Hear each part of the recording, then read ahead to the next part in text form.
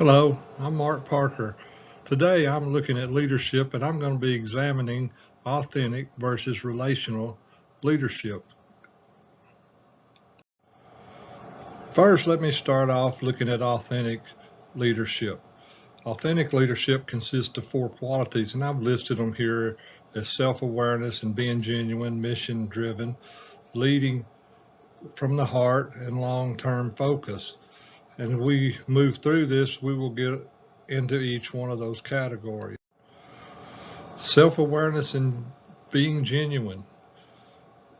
Know your strengths and weaknesses. Know your limitations. And if you have limitations, seek assistance in those areas so you won't be deficient in your decision making.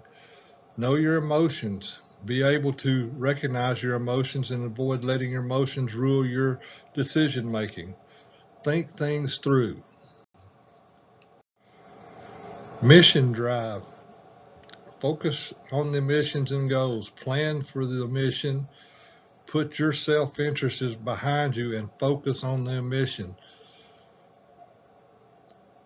Don't go for power, money, or ego. Put the focus on the things that are quality for your project or for your organization. Lead with your heart. Be passionate at performing your leadership position. Connect with all your employees and communicate in a manner to obtain a successful outcome. Long-term focus. Look to the future instead of just a quarterly bottom line. Have patience with your guiding your company and nurture your employees and colleagues. Have a plan. Make sure you know where you're going and have a focus. Now let's move on to relational leadership. There's 5 different categories here: inclusion, empowerment, sense of purpose, ethical behavior, and process orientation. So let's look at each one of these characteristics. In the inclusion stage, the leader involves everyone and their ideas. The leader listens to their ideas and believes that everyone in the group can make a difference. It's all inclusive of the groups. As we look at empowerment, we want to look to empowering others. Empowering others is an important quality of a leader. Empowerment involves others and gives them the feeling of being involved. Have true concern for improvement and growth, and the others may be encouraged. Use the empowerment to get more ideas and bring new people into the project or to the organizational setting. A sense of purpose. Every organization or project needs a sense of purpose, and it gives them some direction. The leader must know where they're going or what they're working for, but he's going to involve others to make common goals and help setting the goals. He's always going to include others in this procedure. Ethical practices are an important part of the organization. Ethics and moral values are very important. Leaders must practice ethical behavior, which includes moral and ethical standards, and the leader will operate and insist that others have input into the ethical standards. As we move into process orientation, group orientation that decides to work as a team, and it makes groups or teams. Everyone stays together and communicates, because communication is a very important part of this, and the process is just as important as the outcome.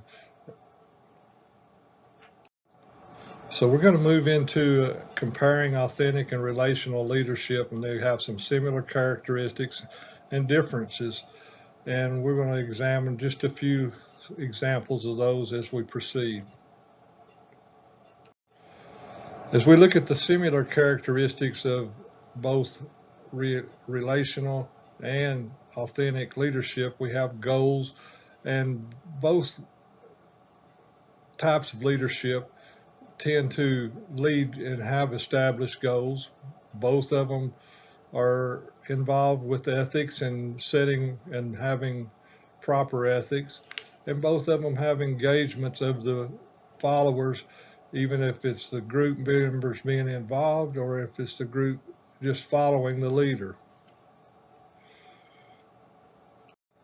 Some of the different characteristics of the two leadership styles are: authentic leaders lead and teach their followers. The authentic leadership will want to express his vision of what he wants to become, where relational involves followers and allows input and sort of a group think type situation.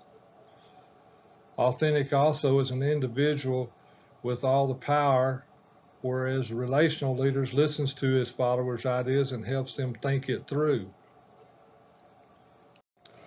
As we look at scenarios of authentic leadership, the leader of the software company sales agency sets the pace of sales and provides motivational engagement and sort of like the cheerleader to promote the sale of the software, but the leader guides them along with encouragement, bonuses, or maybe for them just to be the best.